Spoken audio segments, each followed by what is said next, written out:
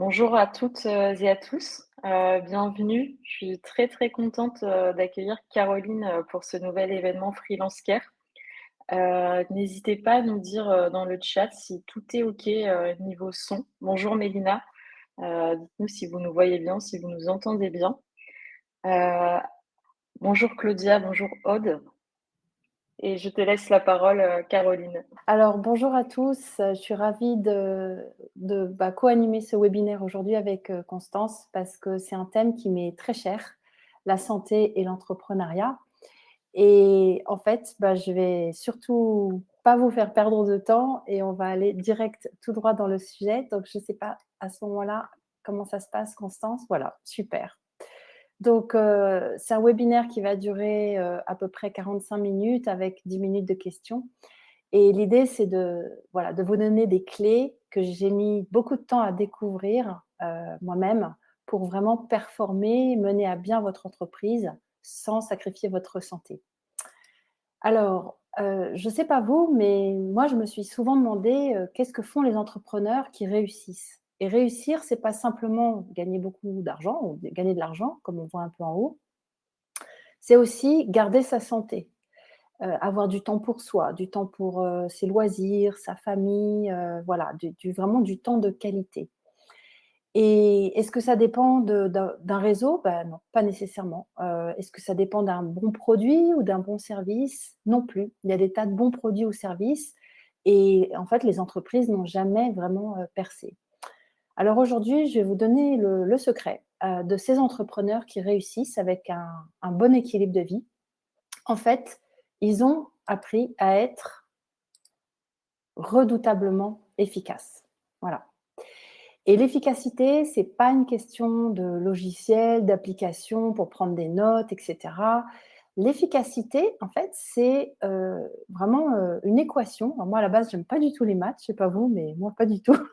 Mais c'est quand même une équation. Et alors, pour que ce soit un petit peu plus visuel, c'est une équation entre ça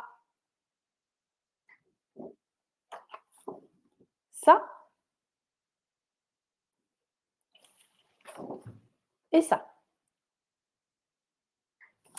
Alors, pour aller quand même d'une façon un petit peu plus claire, ce que je vais vous donner aujourd'hui, c'est les 3 clés pour être redoutablement efficace et du coup préserver aussi votre santé.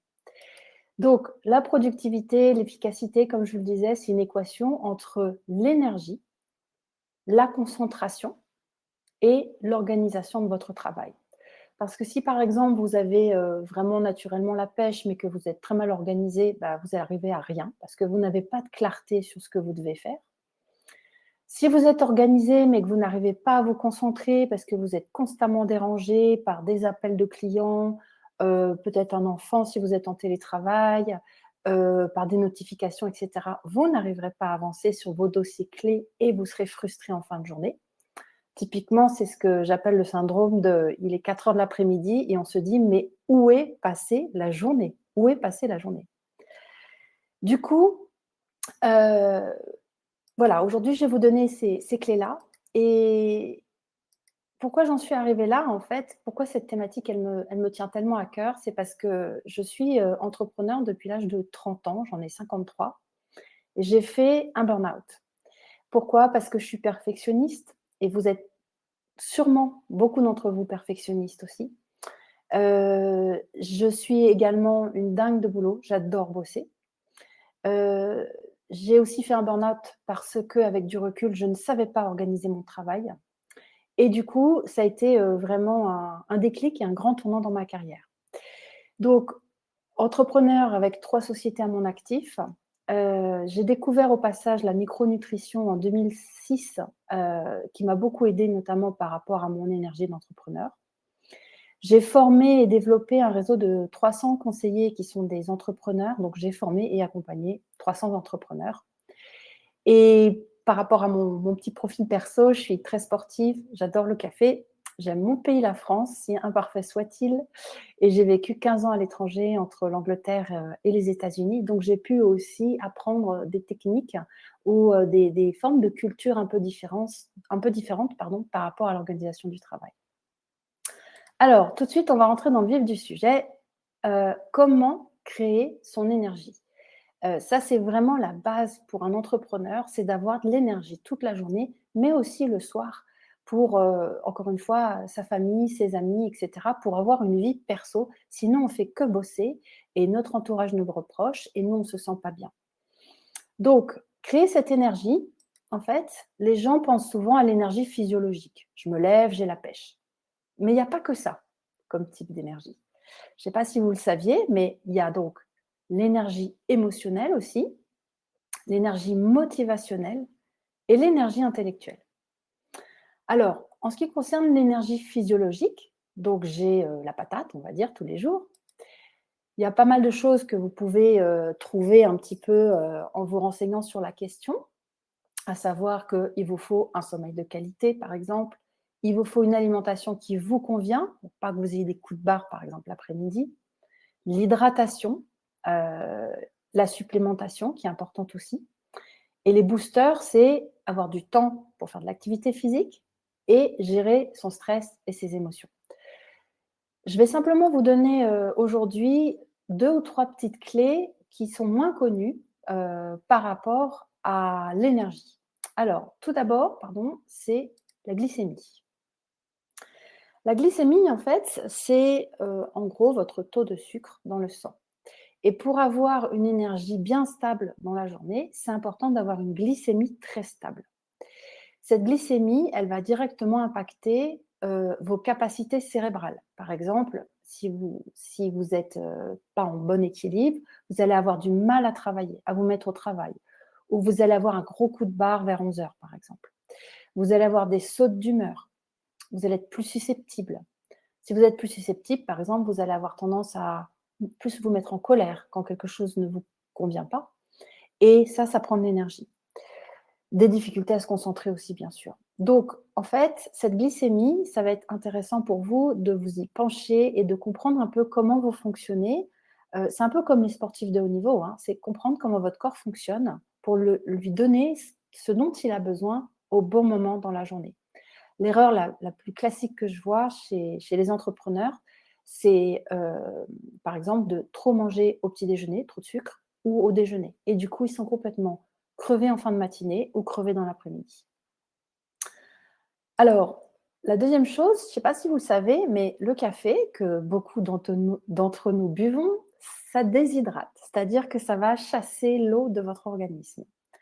Or, votre cerveau, il est fait à 70 d'eau.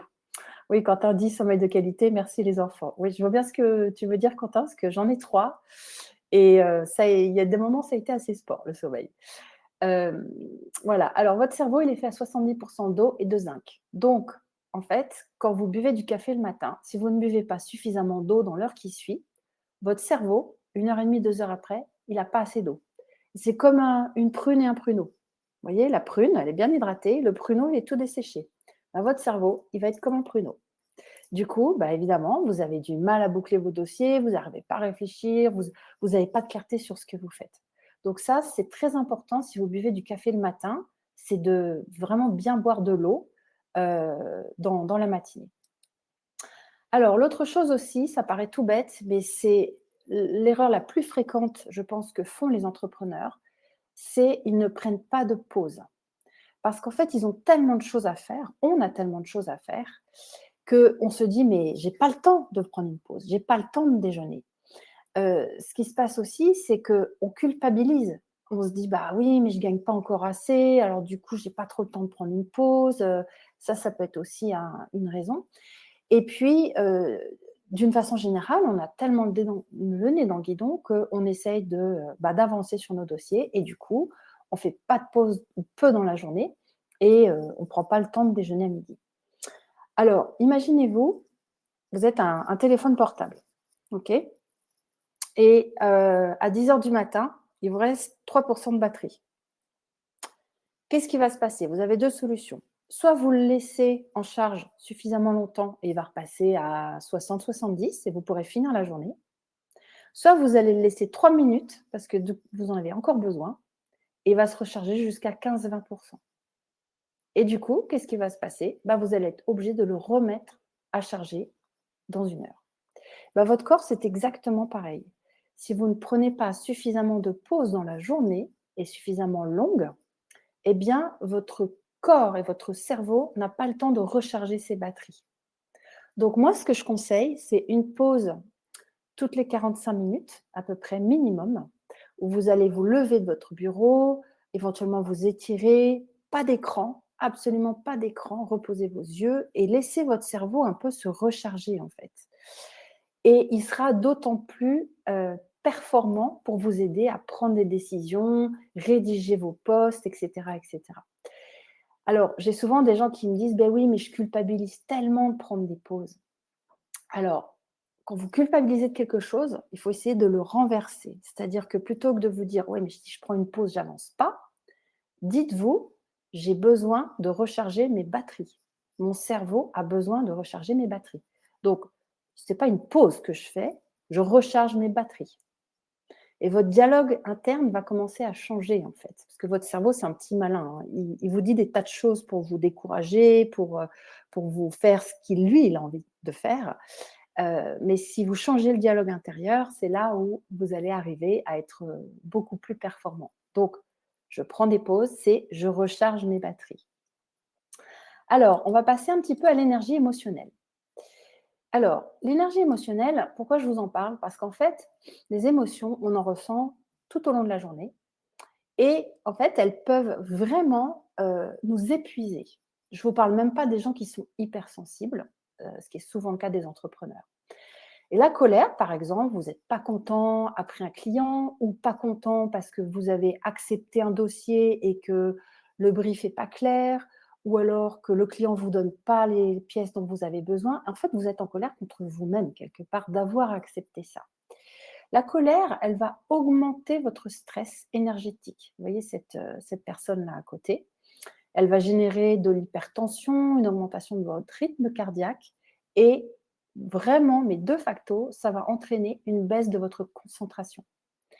Parce que vous avez le cerveau qui est perturbé par cette colère.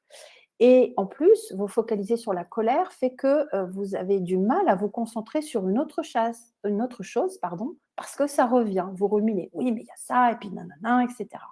Donc la colère, ça fait partie de ces émotions qui vous volent de l'énergie. L'autre, c'est, alors avant de passer à la joie, on va passer à la peur. La peur, c'est une émotion qui est souvent sous-estimée. Pourtant, elle exerce une influence qui est très importante sur votre niveau d'énergie. Vous avez peur, par exemple, parce que vous ne gagnez pas assez d'argent.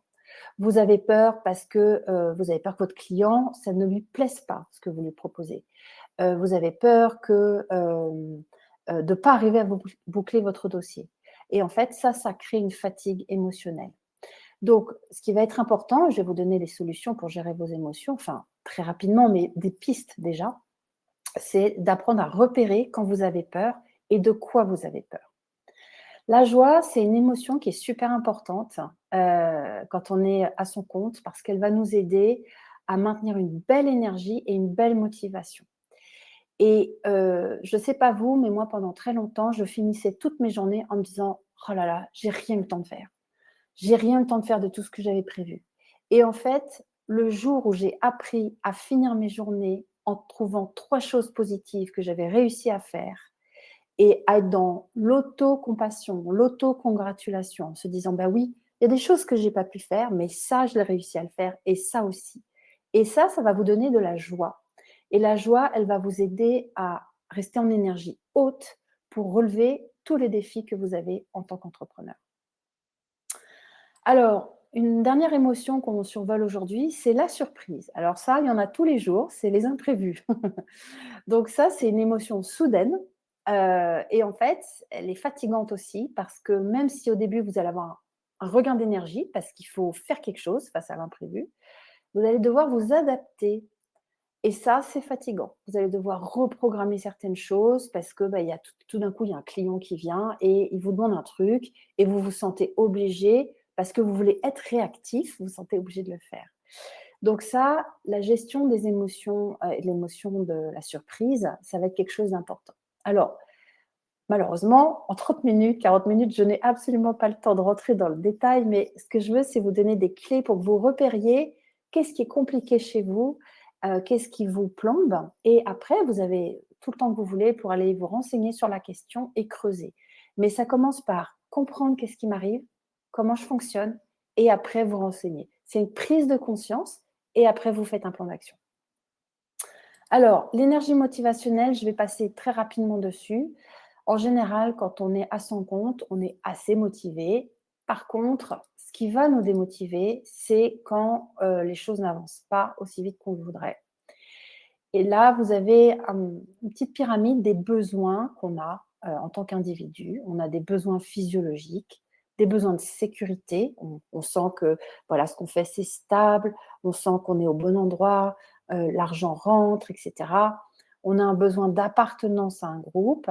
On a un besoin d'estime, que les autres reconnaissent ce qu'on fait, et un besoin d'accomplissement.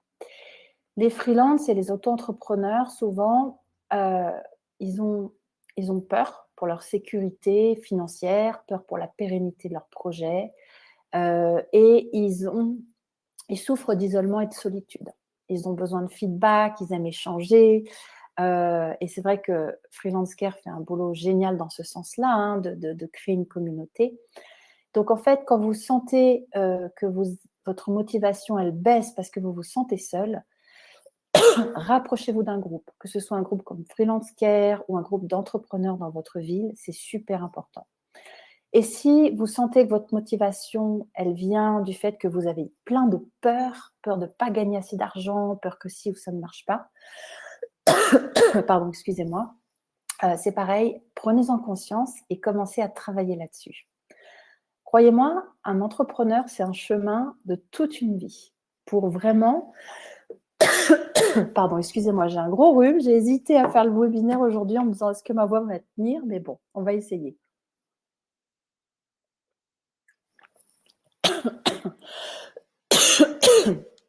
Voilà, donc du coup, découvrez un petit peu, comment augmenter votre énergie. Bon, décidément,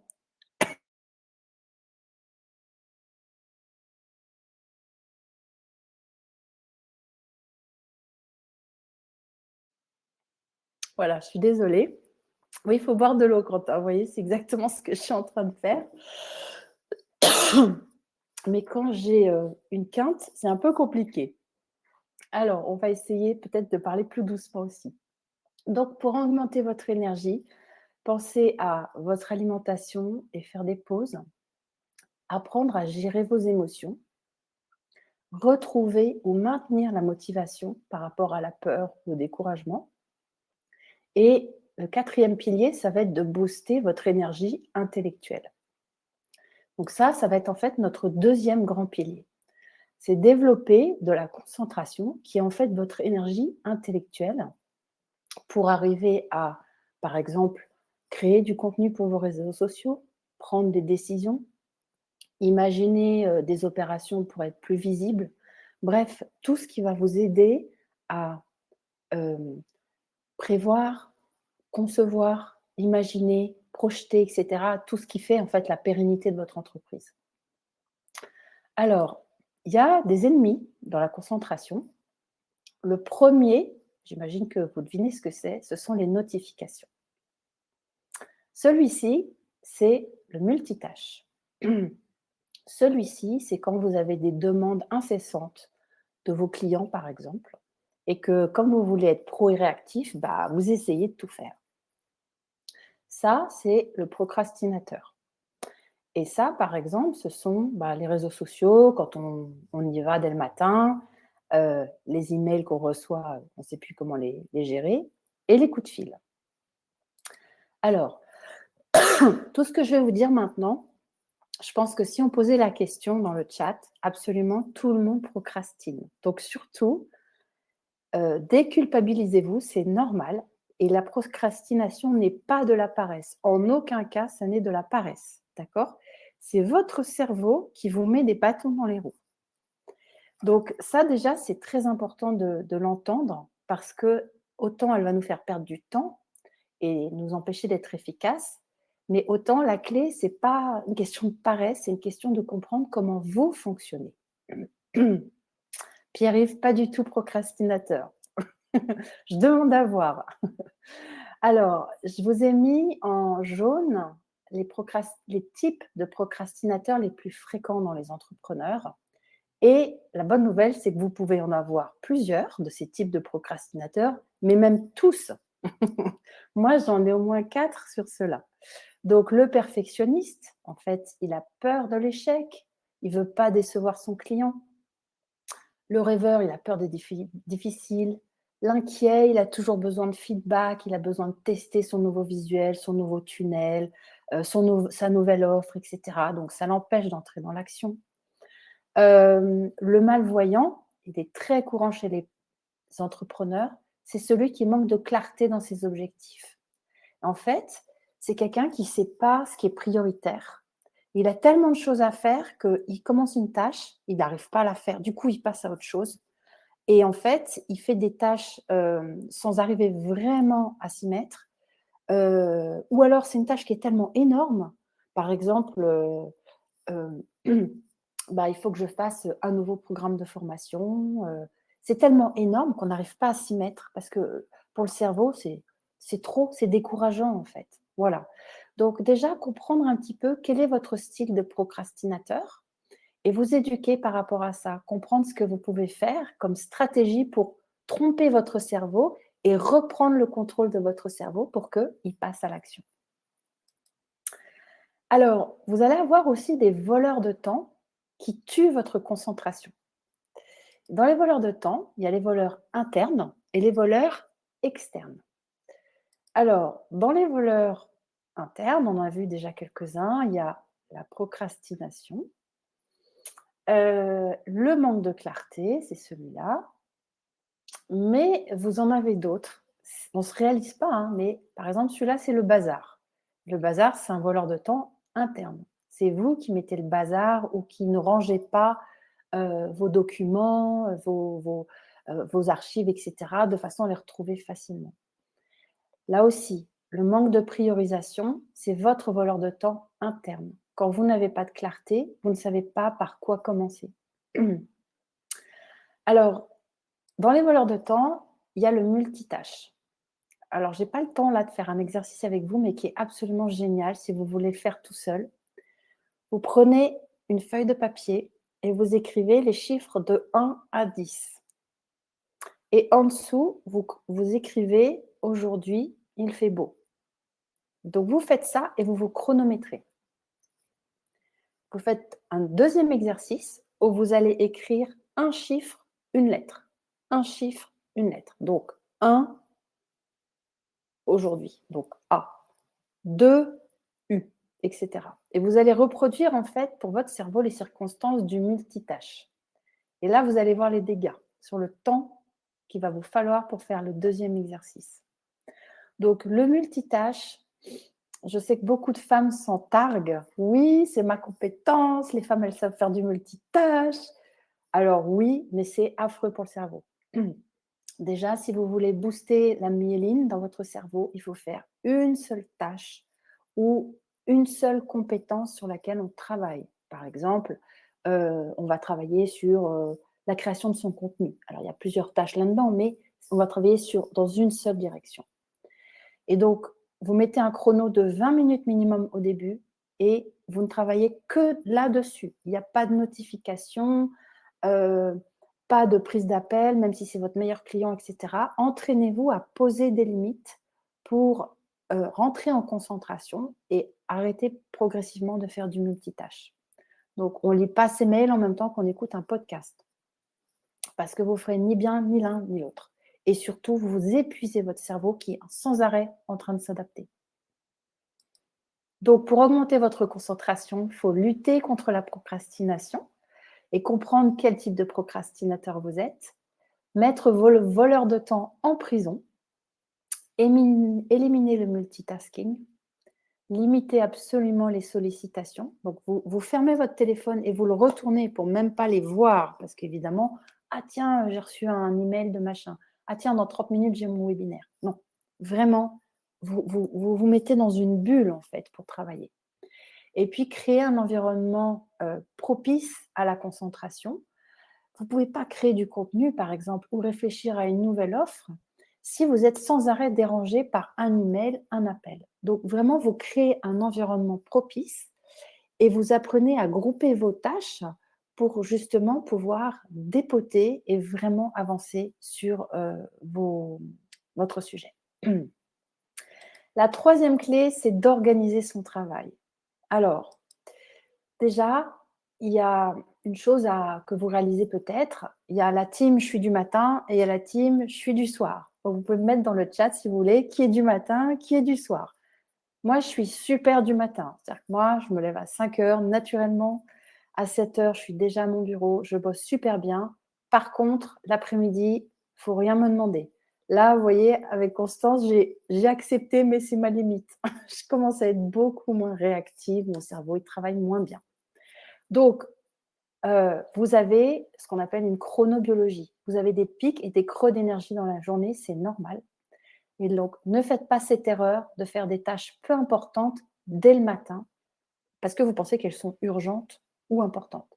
Par exemple, vous ne commencez pas votre journée en gérant vos emails ou en allant sur vos réseaux sociaux pour voir qui a commenté votre post LinkedIn. Alors, on a une team soir plutôt pour l'instant, team du matin, team quand ma fille me laisse travailler. Ah oui, il y a ça aussi. Donc déjà, comprendre votre chronobiologie. Ensuite, pour améliorer votre organisation du travail, ce qui va être intéressant, c'est d'apprendre à faire le tri entre l'urgent et l'important pour gérer vos priorités. Alors, ce qui est important, ce sont des actions qui ont vraiment du sens pour vous et qui sont liées au développement à moyen, long terme de votre entreprise. Donc, par exemple, travailler sur une nouvelle offre, sur la rédaction de votre contenu, diversifier un fournisseur parce que, mine de rien, vous dépendez que de celui-là et ça peut être compliqué ou ça peut être dangereux. Donc ça, c'est des choses importantes. L'urgent, ce sont des choses qui sont à échéance très proche, souvent à gérer dans la journée. Et c'est une situation qui n'était pas prévue et qu'il faut régler. Simplement, il y a des urgences qui ne sont pas du tout importantes. Donc ça, c'est une bonne idée. Je vais reparler dans quelques secondes des urgences. Ah, alors j'ai ma souris qui fait des siennes. Est-ce que tu peux avancer d'un slide, Constance, s'il te plaît, pendant que je change de souris? Merci beaucoup. Voilà, donc en fait, vous avez cette matrice, je ne sais pas si vous l'aviez déjà vue. C'est une petite matrice pour vous aider à, en fait, comprendre quoi faire avec vos tâches. Donc, par exemple, en haut, vous avez ce qui est urgent. Quand vous avez quelque chose qui est urgent et important, il faut le faire vous-même. Par exemple, vous devez finir les slides pour faire un webinaire comme aujourd'hui. C'est important et hier, c'était urgent parce que je ne les avais pas finis. Donc ça, il faut le faire. Par contre, ce qui est important mais non urgent, ça, il faut le planifier. Typiquement, créer du contenu, on va le planifier parce que ce n'est pas urgent. Alors, vous allez avoir des tâches urgentes aussi, mais pas nécessairement importantes pour le développement de votre activité. Là, il faut envisager éventuellement de les déléguer. Exemple typique, remplir votre déclaration de TVA. Alors, c'est quand même important, mais c'est quelque chose que vous pouvez déléguer. Et quelque chose qui n'est ni urgent ni important, si votre emploi du temps est déjà blindé, il faut éliminer cette tâche-là. Typiquement, mettre en relation Julie avec Quentin, voilà. C'est pas urgent, c'est pas si important que ça, et il faut malheureusement faire des choix. Alors, les urgences, dans l'email que vous allez recevoir après ce webinaire, vous allez recevoir un guide que j'ai écrit parce qu'en fait, il y a des urgences prévisibles et des urgences imprévisibles. Et quand on ne s'est jamais pensé sur la question, on se dit, de toute façon, une urgence, par définition, c'est imprévisible. Mais si, c'est prévisible. Donc, vous voyez, par exemple, si vous avez une déclaration de TVA à faire pour après-demain, ce qui va être mon cas, si je ne l'ai toujours pas fait, ça va devenir une urgence. Et pourtant, c'est prévisible. Je sais que je dois la faire. Donc, à moi de la planifier. Un dossier qui prend beaucoup plus longtemps que prévu. Par exemple, j'ai accompagné récemment quelqu'un qui fait des tunnels de vente et elle ne s'était pas rendue compte de l'ampleur de la tâche et en fait, elle s'est mise en retard et en urgence parce que le dossier était beaucoup plus long que prévu.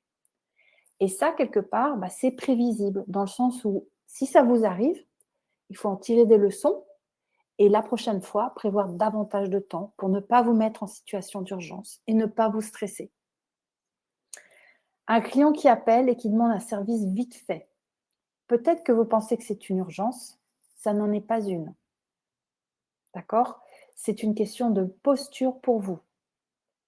Est-ce que ce client-là est pas très raisonnable et il vous demande des choses qui ne sont pas très raisonnables et qui mettent en danger votre santé? Et il faut avoir la posture et développer la posture de savoir dire non avec tact ou proposer un délai alternatif. Par exemple, j'adorerais vous dépanner, mais je ne peux pas le faire pour demain. Par contre, je peux vous le faire pour jeudi. Voilà, ça c'est typiquement comment on gère un client qui a une demande pas raisonnable en termes de délai. Un ordi en panne, c'est une urgence tout à fait presque prévisible, si on fait sa maintenance.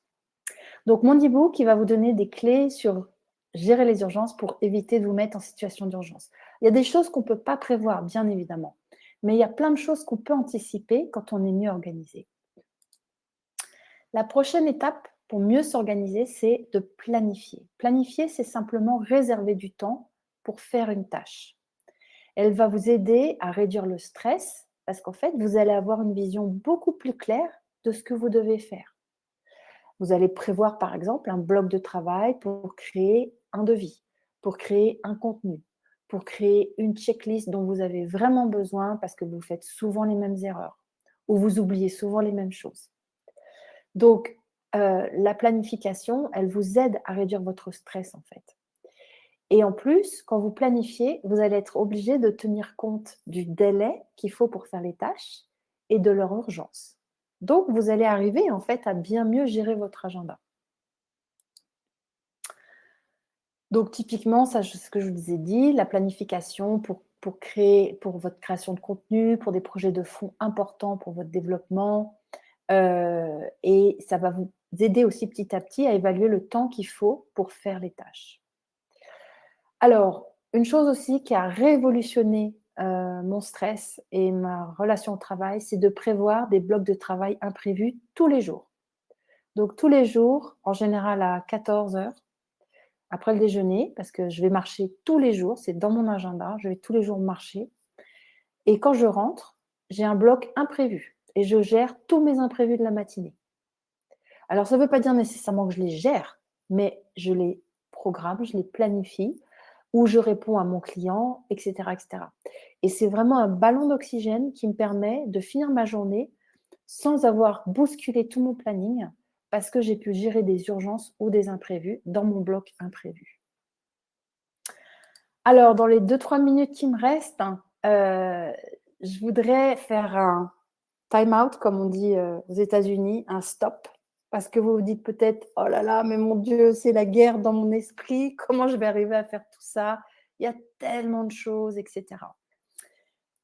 Le meilleur conseil d'une vieille entrepreneur que je puisse vous donner, c'est en fait, à un moment donné, quand vous vous sentez complètement débordé, c'est de faire stop, de vous poser et de regarder qu'est-ce qui se passe et de prendre un temps de recul et de vous faire aider par un pote entrepreneur s'il faut pour avoir de la clarté. Et donc, en l'occurrence, par rapport à mon webinaire, déjà, essayez de repérer ce qui plombe votre énergie. Alors, si la réponse, c'est les enfants, je suis désolée, je ne peux pas les prendre. Mais voilà, ça, typiquement, c'est quelque chose, on ne peut rien y faire. Mais par contre, on peut mieux l'accepter aussi. Mais plus sérieusement, qu'est-ce qui plombe votre énergie? Est-ce que vous faites des pauses, par exemple? Deuxièmement, qu'est-ce qui nuit à votre concentration?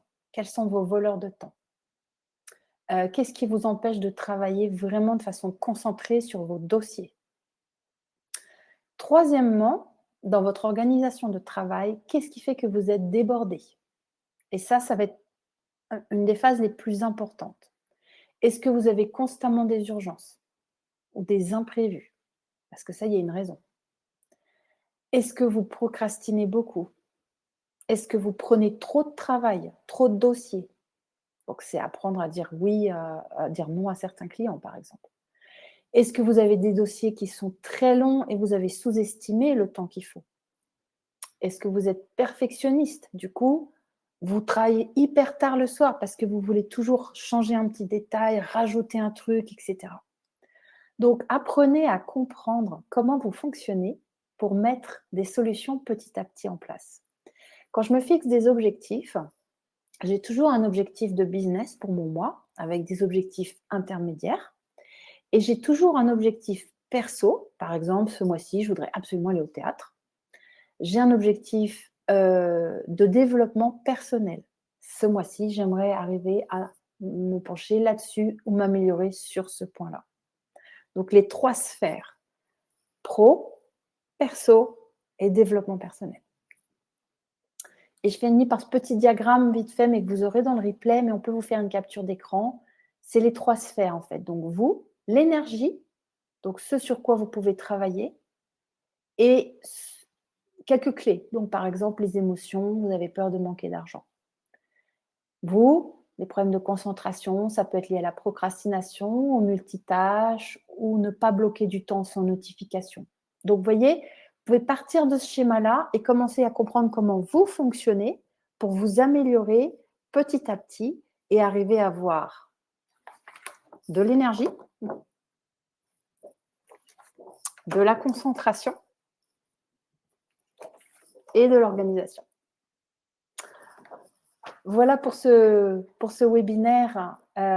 Et du coup, eh ben, je serais ravie de regarder un petit peu dans le chat si vous avez des questions, si je peux vous aider ou vous donner des clés. Enfin, vraiment avec grand, grand plaisir.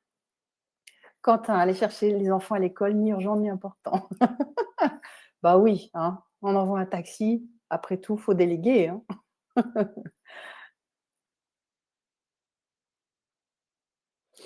Alors moi, Quentin, ce que je faisais, c'est que j'allais chercher les enfants à l'école et je me bloquais 1 heure, vraiment, où j'étais avec eux, je goûtais, je regardais pas mon téléphone, c'était mon heure avec eux. Et après, quand ils étaient suffisamment grands, bah voilà, il fallait qu'ils soient autonomes un minimum pour que je puisse retravailler 1 heure au minimum avant l'heure du dîner, etc. En tout cas, top cette présentation, Caroline. C'est vrai que moi, de mon côté, je me suis reconnue sur pas mal d'aspects et je trouve que c'est hyper intéressant d'avoir un peu les clés pour justement commencer à travailler sur certains points. Je sais que moi, ma bête noire, c'est le coup de barre d'après-manger. Je suis du Mmh. matin, je fais du sport. Et alors après manger le midi, j'ai envie de faire la sieste. Et j'ai toujours pas trouvé de super méthode pour contrecarrer ça. Mais ces petits outils qui permettent de faire une introspection sont hyper intéressants. Merci beaucoup, Alors, Constance. on a une question de Quentin, je vais l'afficher. Le côté perfectionniste, par Mmh. exemple, relire 10 fois une proposition pour que tout soit parfait me fait perdre beaucoup de temps. Est-ce que Mmh. tu as une piste? Oui. Alors déjà, c'est Quentin qui pose la question? Ouais, Ouais. Alors déjà, Quentin, il s'agit de comprendre pourquoi tu es perfectionniste. Donc si tu veux, on est souvent perfectionniste parce qu'on a peur de décevoir. Et alors, je ne vais pas rentrer dans la psychothérapie ou quoi, OK, c'est pas du tout l'enjeu, mais très souvent, c'est lié quand même à des choses de notre enfance, de notre éducation, où on ne voulait pas décevoir, où on nous a mis la barre très haut, et cetera. Donc, en fait, hem, ce que tu peux faire, Quentin, c'est déjà, si ça peut te rassurer, pourquoi pas, pour les dossiers très importants, faire relire à quelqu'un. Voilà, déjà, ça peut être une façon de te rassurer aussi par rapport à la qualité de ton dossier. Et la deuxième chose, c'est que il peut toujours y avoir une coquille, une erreur dans un travail que vous rendez. Et j'ai eu encore le cas il y a récemment avec quelqu'un que j'accompagnais. Et en fait, vous allez avoir 2 solutions. Soit vous avez un client qui est bienveillant et il va très bien comprendre et vous en tiendra pas du tout rigueur. Et c'est des gens comme ça avec qui vous voulez travailler. Soit vous avez un client qui va vous dire: «Oui, vous avez oublié de mettre la miniature, pour qu'on voit bien mon site et cetera. Du coup, c'est une espèce de photo moche à la place». Vous avez fait une erreur. C'est pas simplement une faute de typo, mais une erreur. Et là, votre client, il vous allume et ça, c'est juste pas acceptable. Donc soit il était dans un mauvais jour, il s'excuse et très bien, vous pouvez continuer la collaboration. Mais souvenez-vous qu'on a qu'une vie et si vous êtes freelance ou indépendant, c'est aussi pour choisir les gens avec qui vous bossez. Et plus vous bosserez avec des gens qui sont respectueux, qui ont de l'empathie, qui peuvent comprendre que vous avez fait une faute, ou une erreur, plus vous allez attirer en fait les bons clients parce que vous allez rester avec ces gens-là qui sont qui sont compréhensifs. Du coup, vous n'allez pas être stressé, ça se passe bien. Du coup, vous avez de l'énergie pour vos autres clients. Alors que si vous travaillez avec un client qui vous lynche, en fait, il vous descend votre énergie et voilà. Et c'est un cercle vicieux. Donc, j'espère que ça peut t'aider, Quentin, ces 2 pistes-là. Et après, il y a d'autres choses qui sont possibles. Si tu veux, contacte-moi sur LinkedIn, si c'est pas le cas, parce que si c'est le Quentin auquel je pense, on est déjà en contact et on peut continuer à échanger en messagerie privée. Mais voilà, je vais essayer de prendre une autre question. Alors, je vais afficher, il y a une autre question de Pierre-Yves. Comment se tenir à son organisation, son planning et intégrer l'imprévu sans toujours tout devoir chambouler? Oui. Alors déjà, une 1 chose, Pierre-Yves, c'est le fameux bloc imprévu dont je t'ai parlé tout à l'heure. Moi, ça a changé ma vie quand j'ai commencé à faire ça. Tous les jours, j'ai un bloc imprévu, 30 minutes, pour du coup gérer les imprévus. Donc les reprogrammer, ou alors les traiter parce que c'est urgent et important, par exemple. Après, pour te tenir à ton organisation, ça va aussi commencer par toi. Quand arrive un imprévu, tu le passes au crible dans la matrice. Cet imprévu-là, est-ce qu'il est urgent? Est-ce qu'il est important? Est-ce que je peux le déléguer? Est-ce que je peux le planifier à un autre moment? Voilà, donc c'est aussi utiliser cette matrice pour vos urgences et vos imprévus, parce qu'en fait, il y a plein d'imprévus, on n'a pas besoin de les traiter maintenant. Vous voyez, moi, je vous donne un exemple. Ce matin, j'ai une copine qui m'a appelée, m'a dit: «Ah, pour assister au salon des entrepreneurs, il faut absolument que tu t'inscrives». Bah, avant, j'aurais posé ce que je faisais et j'aurais fait mon inscription sur le salon pour être sûre de ne pas oublier. Mais là, je lui dis: «Bah, oui, il faut que je le fasse, mais c'est pas une urgence». Donc je l'ai mis dans ma bibliothèque digitale, bon, j'appelle ça comme ça, comme des choses à faire qui sont peu urgentes, mais qui sont importantes. Voilà. Donc j'espère que ça t'aide, Pierre-Yves. C'est aussi passer au crible tes imprévus. Analyse-les. Pas foncer tête baissée en disant: «Ah, c'est imprévu, il faut que je le fasse». Parce que c'est notre réflexe, en fait. C'est imprévu, il faut que je le fasse.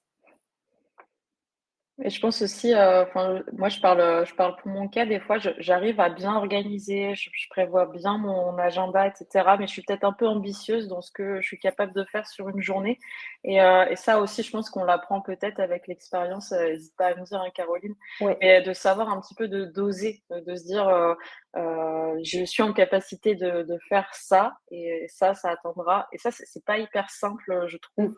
Et c'est peut-être un écueil aussi qu'on a souvent en freelance. Donc même si on arrive à bien siloter son agenda, on se met trop de tâches et finalement on a l'impression de ne pas réussir à terminer quoi que ce soit. C'est ça. En fait, on se met trop de tâches ou on sous-estime ce que j'expliquais tout à l'heure, on sous-estime la durée des tâches. Ouais. Et c'est pour ça que c'est important. Moi, je demande aux gens d'avoir une routine de fin de journée où on choisit les 3 choses qu'on a fait vraiment bien aujourd'hui. On choisit ce qu'on veut améliorer demain. Et par exemple, bah, aujourd'hui, ça m'a pris vachement de temps. J'avais pas réalisé que ce serait aussi long à faire. Et donc, la prochaine fois, avec l'expérience, bah, je prévoirai plus de temps pour faire ce genre de choses. Hyper intéressant et c'est vrai que se caler, ces petites routines-là, comme tu le disais, ça permet aussi de pas rester sur ce sentiment, négatif, de se dire, Exactement. «J'ai pas réussi à faire ça», mais plutôt de prendre, dans l'autre sens et se dire: «Bon, j'ai Ouais, accompli ça et ça, c'est chouette». ouais. Je ne sais pas s'il y a d'autres questions? Dans le chat, je vois pas d'autres questions. N'hésitez pas, c'est les derniers moments. Bon là, on a terminé entre guillemets «le timing», donc s'il y a encore, une question ou 2, on peut la prendre et puis, ben, sinon, on va boucler. Alors en attendant peut-être qu'il y ait une question, il y a autre chose aussi que peut-être je peux vous partager, c'est que, mmh, on va dire 80 de la réussite de votre entreprise, c'est votre état d'esprit. Vraiment, ça va être votre capacité à voir le positif tous les jours, à, être résilient, à être persévérant. C'est vraiment votre mental. Donc tout ce que vous pouvez faire qui renforce votre mental, c'est comme un sportif encore une fois, vous êtes des sportifs de haut niveau du boulot. Nous sommes des sportifs de haut niveau du boulot et tout ce que vous pourrez faire pour renforcer ça là, donc diminuer le dialogue négatif. «Ouais, tu as rien fait encore aujourd'hui, rien fait de ce qui était important», mais voilà, être fier de ce que vous avez fait aujourd'hui, regarder le positif, hem, vous entourer de gens positifs qui vous tirent vers le haut, parce que souvent quand on est entrepreneur, on a des gens négatifs dans notre entourage, hein. Voilà, donc tout ce que vous pouvez faire ça, qui va aller dans ce sens-là, c'est une des principales clés de votre réussite. Hyper intéressant, ce retour, Caroline. Je vois qu'il y a pas d'autres questions dans le chat, donc on va pouvoir conclure. Un grand merci, pour ta présentation. Ça j'espère en tout cas que ça donnera des clés, des pistes de réflexion, à tout le monde. Moi, en tout cas, ça m'en a donné, j'ai pris des petites notes, donc Bah, écoute, j'espère, et j'espère que ça vous sera utile, c'est le but, hein. un grand merci et Merci puis, de m'avoir bah, invitée, merci, Constance. avec plaisir, avec grand plaisir. Merci à tous ceux qui étaient présents et dans le chat, à ceux qui ont interagi. Heu Bon, je vous souhaite, du coup à tous une bonne après-midi et une bonne journée, une bonne semaine aussi. À bientôt. À bientôt, Constance, à bientôt.